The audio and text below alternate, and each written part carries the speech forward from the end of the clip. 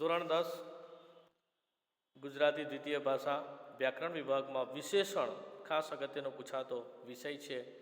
આપણે એના વિશે વાત કરીશું. વિશેષણ દોસ્તો એટલે અંગ્રેજીમાં જેને એડજેક્ટિવ કહેવામાં આવે, નામના અર્થમાં વધારો કરે એને વિશેષણ કહેવાય. વિશેષણ એટલે કે રૂપ, રંગ, ગુણ, કદ, આકાર સંબંધી વિશેષતા દર્શાવતા પદને વિશેષણ કહેવામાં આવે છે.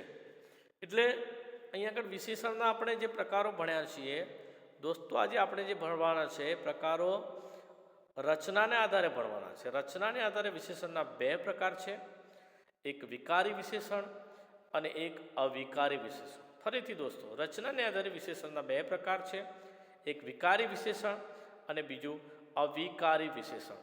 એવા બે પ્રકારની અંદર વિશેષણ અને વિશેષ્ય. વિશેષ્ય એટલે સંજ્ઞા, નાઉન, જેના આધારે લિંગ, વચન વગેરે બદલાય એને વિકારી વિશેષણ કહેવામાં આવે છે. ફરીથી, જેમાં વિકાર આવે, વિશેષણ અને સંજ્ઞાના લિંગ, વચન અને બદલાય તો એને વિકારી વિશેષણ કહેવામાં આવે છે. ફોર એક્ઝામ્પલ, મારું નાનું ગામ છે.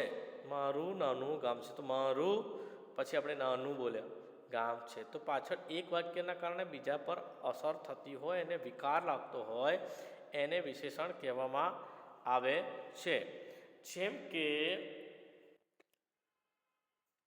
મારો નાનો ભાઈ છે, મારો મોટો ભાઈ છે. તમે જો બે વાક્યમાં ફરક છે. એટલે જ્યાં આગળ નાની કવિતા, નાનું ઝાડ અને સંજ્ઞા એટલે કે નાઉન જે પરિવર્તન ના લેતું હોય એને અવિકારી વિશેષણ કહેવાય.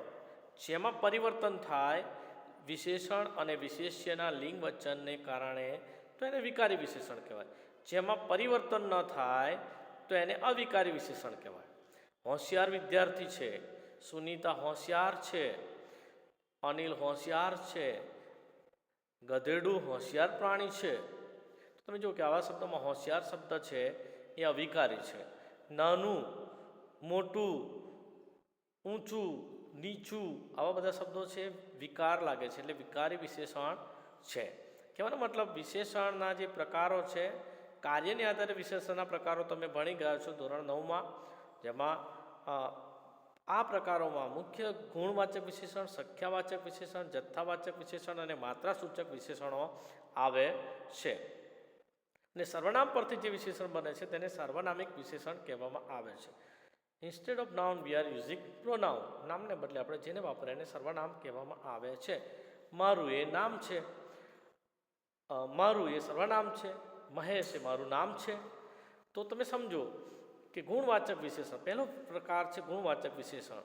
સુંદર, આ સુનીતા સુંદર છે, આ છોકરો ખરાબ છે, પાણી ખૂબ ચોખ્ખું છે, એનું મકાન ઊંચું છે, એનું મોજું કાળું છે, એનું મોજું સફેદ છે, આ છોકરું જાડું છે, આ મોટું કોનું પુસ્તક છે, ઘરડું, ઠંડુ, ડાહ્યું, વિશાળ, સાંકડું, આ બધા ગુણવાચક વિશેષણ કહેવામાં આવે છે. એટલે દોસ્તો સંખ્યાવાચક વિશેષણ. સંખ્યાવાચક વિશેષણમાં કોઈ સાદી સંખ્યા હોય, પૂર્ણવાચક, ધારો કે 1 તો એક પૂરી સંખ્યા છે. મેથ્સ તમે ભણો છો, ગણિત તમે ભણો છો, 1 એટલે પૂરી સંખ્યા, 2 એટલે પૂરી, 35 એટલે પૂરી, 89 એટલે પૂરી.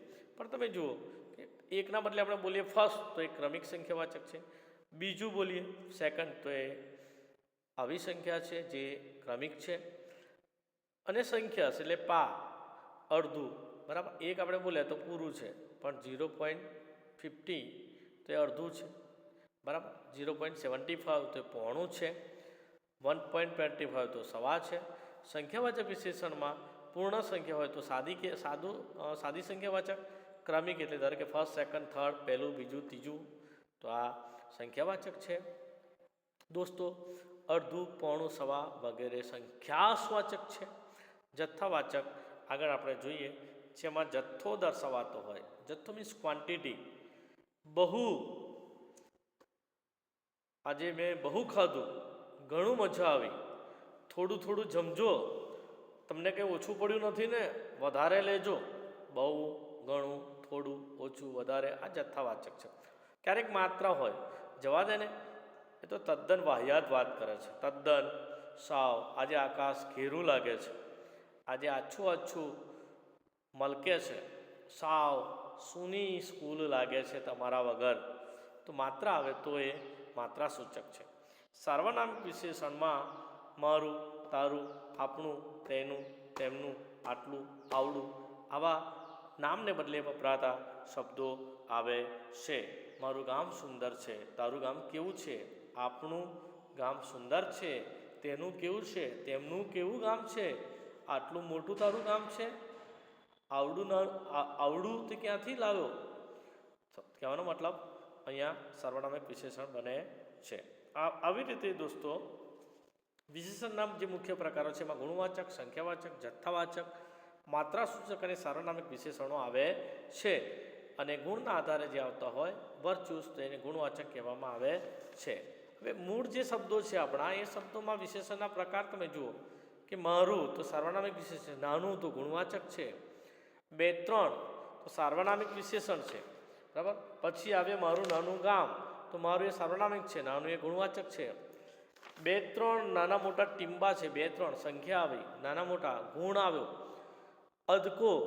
અદકો વિષાદ રમઝુબીનના હૃદય પર છવાયો હતો, અદકો માત્રા સૂચક. પાકા ચૂકા પહાડ વચ્ચે સાંકડા માર્ગમાંથી લાંબી વણઝાર ચાલી રહી છે, તો વાંકા ચૂકા ગુણવાચક છે, સાંકડા ગુણવાચક છે, લાંબી લાંબી ગુણવાચક છે, ઉજ્જળ ગુણવાચક છે, ખાલી ગુણવાચક છે.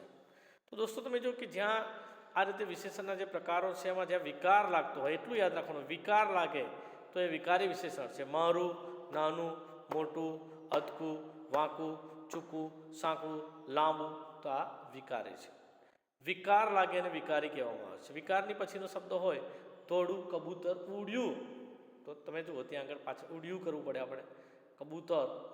તો આવી રીતે આ ગામ ઉજ્જળ થઈ ગયું છે, આજે રસ્તાઓ ખાલી થઈ ગયા છે. તો વિકારીમાં બિંદી લાગે છે, અનુસ્વાર આવે ને વિકારીમાં લાગતું નથી. એકાદ અપવાદરૂપ સિવાય બીજા શબ્દો, કરુણ જેવો શબ્દ છે.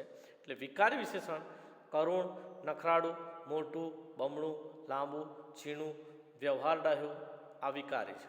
અવિકારી અજબ, કરુણ, નટખટ, રેશમી, યોગ્ય, કોઈ, પ્રસિદ્ધિ, રાગ, એકાકી, ગરીબ, મનસ્વી. દોસ્તો એ આગળ તમે જો જે શબ્દો છે એમાં વિકાર લાગે એ વિકારી વિશેષણ છે, વિકાર લાગતા નથી એ અવિકારી વિશેષણ છે.